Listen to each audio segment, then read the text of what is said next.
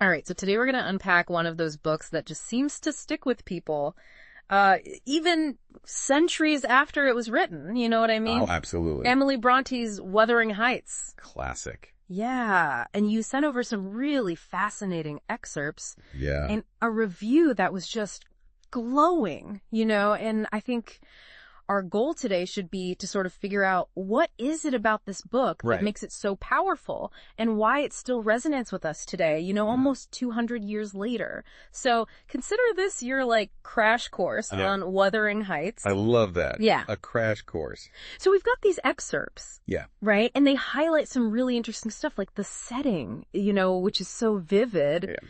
The relationship between Catherine and Heathcliff. Right. Which is so intense. Oh, the themes of generational trauma and revenge, how the past just keeps coming back to haunt everyone. Totally. And of course, Emily Bronte's really unique way of telling the story, right, with the multiple narrators and all that. Absolutely. And the review you sent touches on all those points too.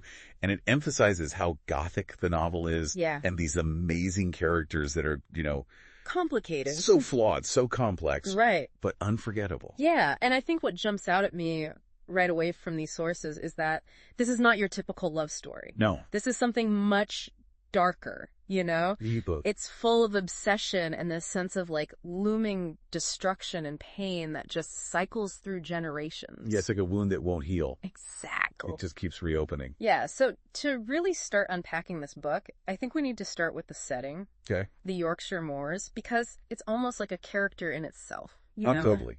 The Moors are like this presence that looms over everything. Yeah. It's wild and unforgiving, and it really mirrors the inner turmoil of the characters. Yeah, the excerpts really emphasize that it's not just a backdrop. No.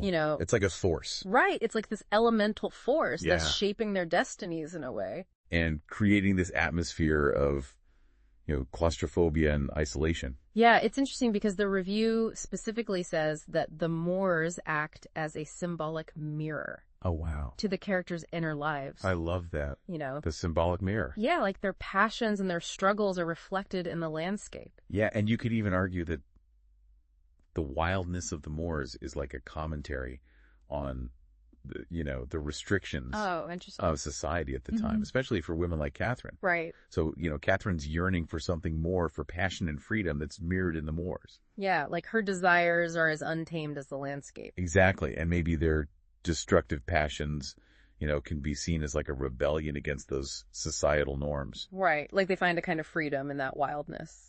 A dangerous freedom, but freedom nonetheless. Absolutely. And this idea of the landscape reflecting the internal world. Yeah. It extends to the houses too, doesn't it? Oh, absolutely. Wuthering Heights and Thrushcross Grange. They're not just houses.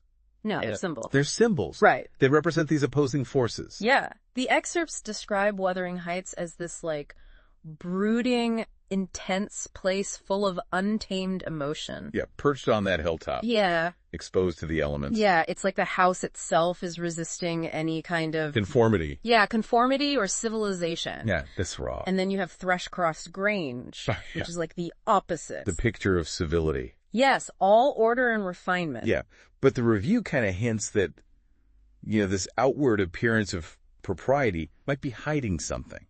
Ooh, what do you think it's hiding? Well, maybe some cruelty, or emotional repression. Like maybe it's not as perfect as it seems. Right, like the passions are just simmering beneath the surface. Yeah, exactly. Yeah, it's a really interesting contrast, between those two spaces. This juxtaposition between, Wuthering Heights, which is all wild and passionate, right, and Thrushcross Grange, which is more controlled. Yeah. More, refined. Yeah, and it makes you wonder which is actually more damaging in the end. That's a great question. Yeah, so now let's talk about the relationship at the center of all this drama. Okay. Catherine Earnshaw and Heathcliff.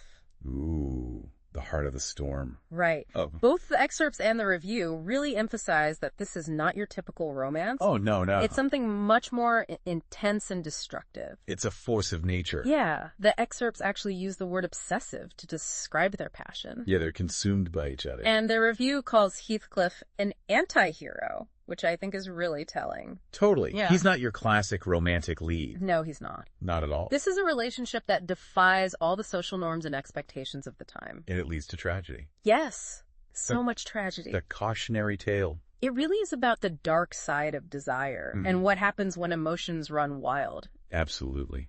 Why do you think people are still so fascinated by this relationship, though? Well, I think there's a rawness to it. An honesty that's compelling, even in its darkness.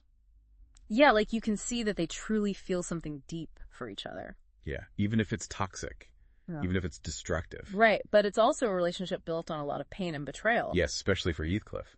Right, and that leads him down this path of revenge. Oh, yeah. The excerpts really emphasize that. Which becomes, like, all-consuming. It consumes him. It twists him. You know? It warps him. Yeah, it warps him into this bitter, vengeful figure.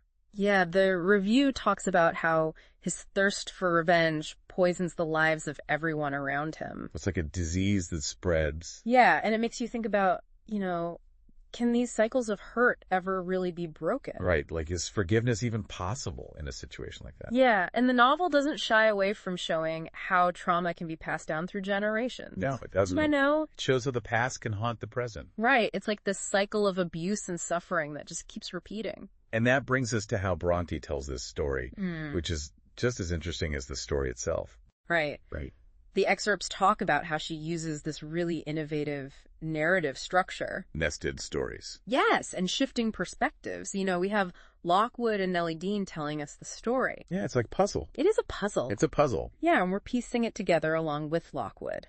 And that creates mystery and suspense, you know? Yeah, we're never quite sure what to believe. Right, because everything's filtered through these unreliable narrators. Right. So we have to question everything. Why do you think she chose to tell the story this way? Well, maybe it's to reflect how memory works. Oh, interesting. You know, how the past is always subjective and fragmented. Right, like everyone remembers things differently. Exactly, and it also forces us to engage with the story. Yeah, we have to be active readers. Right, not passive. And it allows Brontë to really explore the character's psychology. Yes, delve into their motivations and their inner turmoil. Yeah. So even though it was published in the 1840s... A long time ago, both the excerpts and the review emphasize that this book is still so relevant today. It's timeless. It is timeless. It is a classic. And it was really groundbreaking for its time. Oh, yeah. It challenged all the conventions of Victorian literature. It didn't shy away from the dark stuff. No, it embraced the darkness. And the passion. Yes, the raw passion. It's like a punch in the gut. It is. It is visceral. And I think that's why it's endured, because it explores these universal themes. Of love and revenge. Right. And social class. And the human condition. Yeah, it shows us the heights of passion and the depths of despair. The review calls it a masterpiece, and I think that's right. It is a masterpiece. Why do you think it still resonates with modern audiences, though? I think because it doesn't give us easy answers. Yeah. It doesn't tie everything up neatly with a bow. Yeah. It's messy. It's messy and it's uncomfortable. Yeah. But it's real. Right. It reflects the complexity of life. Exactly. And I think that's what makes it so powerful. One of the excerpts says that it's more than just a story. It's an experience. It's an experience. And I think that's a really good way to put it. It stays with you. Yeah. It haunts you. It makes you think. So what does all this mean for someone encountering Wuthering Heights for the first time? Well, I think it's a challenge. Ooh. It's a challenge to our expectations about love and romance. Yeah. It's a reminder that our choices have consequences. Yes. And that the past can have a powerful hold on us. And it makes you think about the landscapes that shape us. Both literally and figuratively. Yeah. The places we come from and the emotional baggage we carry. Right. How do those things influence who we become? That's a really good question. And I think Wuthering Heights doesn't offer any easy answers. No. But it forces us to ask those questions. Yeah, and I think that's what makes it a truly great work of art. It stays with you. It does. It makes you think. So what stands out to you the most from this whole discussion? I think the idea that love can be a destructive force. That it can consume us and lead us down dark paths. Yeah, that's definitely a theme that runs throughout the novel. And it makes me wonder, is there such a thing as healthy, passionate love? Oh, that's a good question for our listeners to ponder. Yeah, what do you think? I think it's something we all have to grapple with. And maybe reading Wuthering Heights can help us understand those complexities a little better. Perhaps it can serve as a warning. Or a guide. Or maybe both. Maybe both. Yeah, so if you haven't read Wuthering Heights yet, I think this is your sign. Go read it. Go read it. It's an experience. It is an experience. You won't forget it. You won't forget it.